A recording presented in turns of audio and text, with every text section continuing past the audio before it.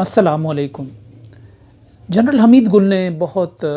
عرصہ پہلے کہا تھا کہ ہمیں ایک ملک تو دیا گیا ہے لیکن آزادی نہیں دی گئی۔ رفتہ رفتہ یہ جملہ اپنی پوری حقیقت اور حقانیت کے ساتھ سامنے آتا جا رہا ہے۔ پاکستان میں گزشتہ 2 برس سے حقیقی آزادی کا ایک نعرہ گونج رہا ہے اور بہت سے لوگ اس کا استہزاء اڑانے کے لیے یہ پوچھتے رہے ہیں کہ آخر کس سے آزادی مانگ رہے ہیں، حقیقی آزادی کس سے درکار ہے پاکستان کے لوگوں کو۔ اب یوں لگتا ہے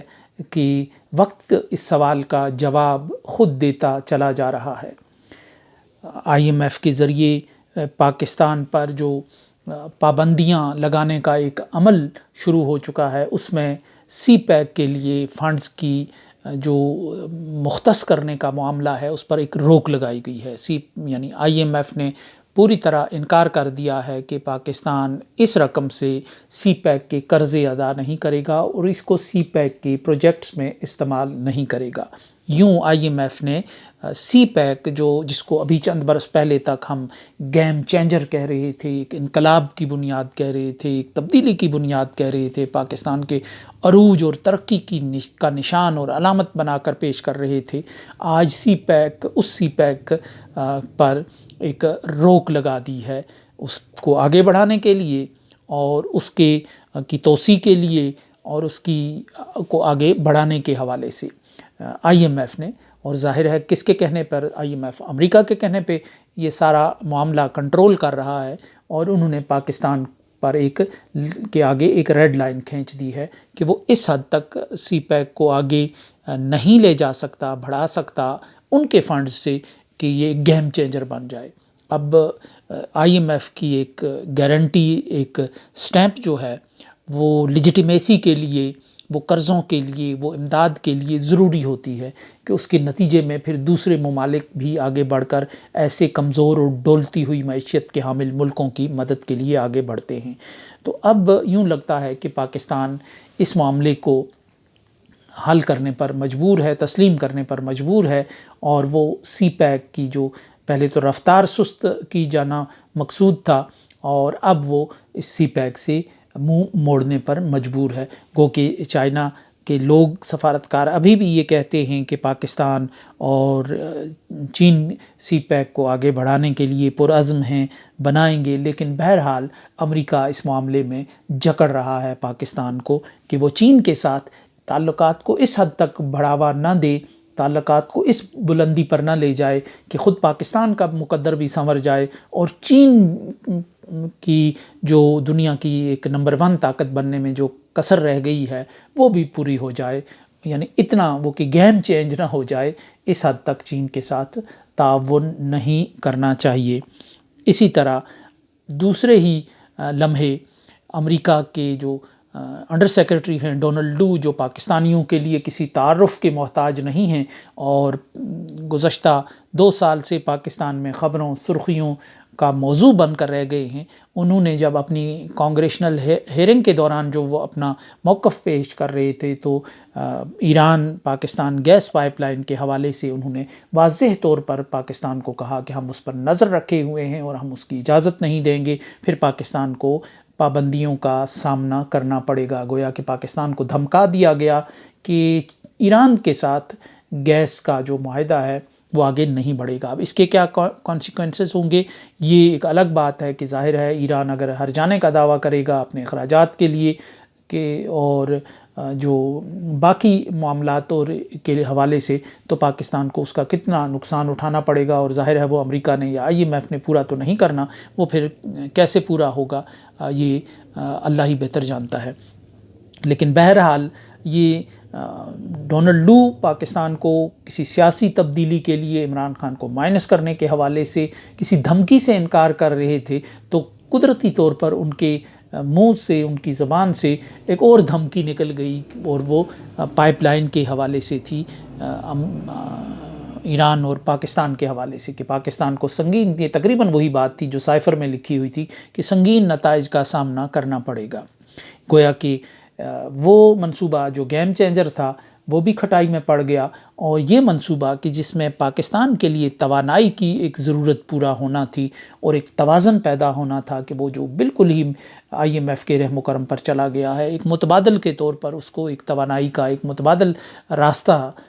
ملنا تھا، وہ راستہ بھی امریکہ کی دھمکی کی وجہ سے بند ہو گیا۔ اس پر ایک ہلکی پھلکی موسیقی تو چلی پاکستان کی طرف سے، دفتر خارجہ نے روایتی طور پر کہا کہ ہم اس معاملے میں کسی کی پرواہ نہیں کریں گے اور بات چیت نہیں کریں گے، لیکن جس طرح امریکہ پاکستان میں فیصلہ سازی پر ابھی تک کنٹرول کرتا ہوا نظر آ رہا ہے، اس میں نہیں لگتا کہ پاکستان کوئی بڑی مزاحمت کرے گا۔ ظاہر ہے جو مزاحمت کے آپشنز ہیں وہ آپ نے خود محدود کر دیے۔ اور تیسری طرف جو افغانستان ہے پاکستان کا ہمسایہ، اس کے ساتھ ایک کھٹ پٹ شروع ہو گئی ہے، ایک مارا ماری شروع ہو گئی ہے، سخت بیانات کا تبادلہ چل رہا ہے، جو ٹریڈ ہے اس کو بند کرنے کی دھمکیاں دی جا رہی ہیں، شاید اس کو ڈاؤن گریڈ بھی کر دیا گیا ہے، اور طالبان جو افغانستان کے لوگ جو گرم پانیوں کی طرف آنا چاہتے تھے، ایک لینڈ لارڈ ملک کی حیثیت سے نکل کر وہ کراچی کی اور گوادر کی بندرگاہ کو استعمال کرنا چاہتے تھے، انہوں نے بھی اپنا رخ موڑ دیا ہے چاہ بہار کی طرف، جو ایران کی بندرگاہ ہے۔ بھارت بھی اس طرف مڑ گیا ہے، افغانستان بھی مڑ گیا ہے، اور وسط ایشیا کے دوسرے ممالک بھی چاہ بہار کی طرف مڑ گئے ہیں۔ حالانکہ چاہ بہار کے مقابلے میں گوادر جو ہے وہ گہرے پانیوں کی سب سے بڑی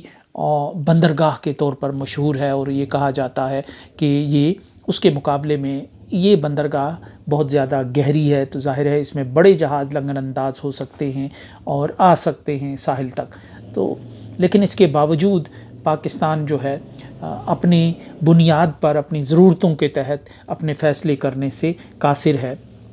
23 مارچ 14 اگست بڑے جوش و خروش سے منائے جاتے ہیں، توپوں کی سلامیاں بھی ہوتی ہیں، پریڈ بھی ہوتی ہے، طاقت کے مظاہرے بھی ہوتے ہیں، لیکن اس آزادی کو ادھورا اور بے معنی کر دیا ہے جو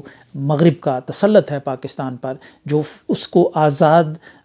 خارجہ پالیسی کی راہ پر چلنے نہیں دیا جاتا، کہ جو ہی کوئی آزاد اڑانے بھرتا ہے تو مغرب کے جو لوگ ہیں وہ کینچی لے کر پاکستان کے بالوں پر کترنے لگتے ہیں، یہاں تک کہ وہ پاکستان کے اس آزاد منش اور آزاد روش حکمران کو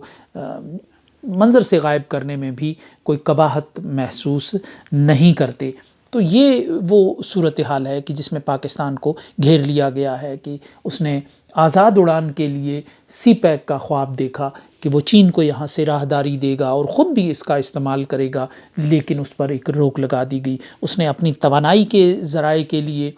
ایران کے ساتھ رجوع کیا تو اس میں بھی رکاوٹ آ گئی۔ پھر جو تاپی گیس پائپ لائن تھی کہ جس میں تاجکستان، پاکستان، افغانستان اور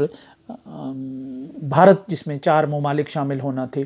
وہ بھی کھٹائی میں اسی وجہ سے پڑ گئی۔ اب تو طالبان وہاں آ گئی، شاید پرانا افغانستان ہوتا تو وہ گوارا تھی، لیکن تاجکستان بھی جو ہے وہ بھی ایک روس کے زیر اثر وسط ایشیائی ریاست ہے، تو یہ بھی گوارا نہیں ہے اس کو، امریکہ کو پاکستان کے حوالے سے۔ اور یہ وہ ڈھانچے ہیں، یہ وہ خاکے تھے، یہ وہ راہیں تھی کہ جن پر چل کر پاکستان IMF اور مغرب کے اس رحم و کرم سے باہر آ سکتا تھا، یعنی مغرب کی چوکھٹ سے